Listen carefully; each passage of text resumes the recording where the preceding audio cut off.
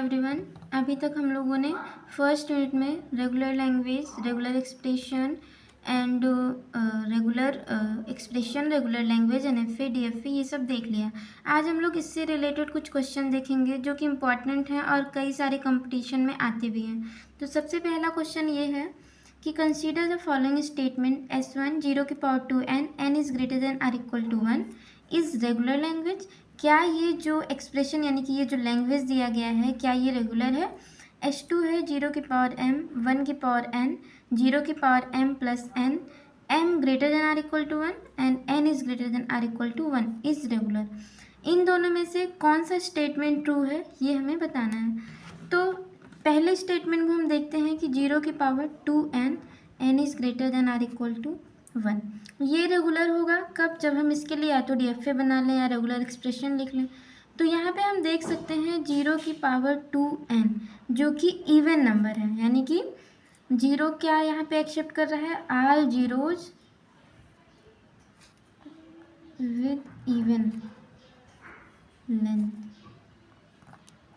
तो इसके लिए तो हम डीएफए बना ही लेते हैं। इसके लिए जब हम डीएफए बना लेते हैं तो एक रेगुलर एक्सप्रेशन भी लिख लेते हैं। इसका रेगुलर एक्सप्रेशन कैसे लिख सकते हैं, 0 0 का, क्योंकि ये 1 से ग्रेटर है इसलिए प्लस, अगर ये 0 से ग्रेटर होता तो यहाँ पे हम लिख देते स्टार। जब इसके लिए हम रेगुलर एक्सप्रेशन बना लेते हैं तो इसका मतलब ये है कि ये रेगुलर लैंग्वेज है। तो पहला स्टेटमेंट क्या हो गया, ट्रू। सेकेंड स्टेटमेंट देखते हैं, 0⁴m 1⁴n 0⁴m plus n और m and n greater than or equal to 1। यहाँ पे इसको हम देख के ही कह सकते हैं कि रेगुलर लैंग्वेज में कभी भी कंपैरिजन नहीं होता है, बट यहाँ पे कंपेयर किया गया है। जब भी कंपैरिजन वाला कोई भी ऑपरेटर या कुछ भी यूज होता है तब हम तुरंत बोल देते हैं कि ये लैंग्वेज जो है ये कभी रेगुलर नहीं हो सकता है।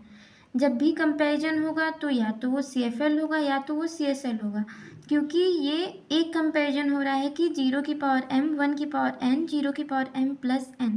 यहाँ पे कंपैरिजन हो रहा है तो इसका मतलब ये है कि ये रेगुलर नहीं है। तो ओनली S1 इज करेक्ट।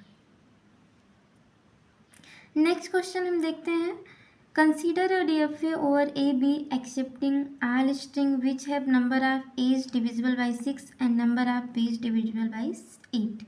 यहाँ पे हम ये देख सकते हैं कि नंबर ऑफ A है जो वो डिविजिबल है, divisible by 6 and number of B's divisible by 8।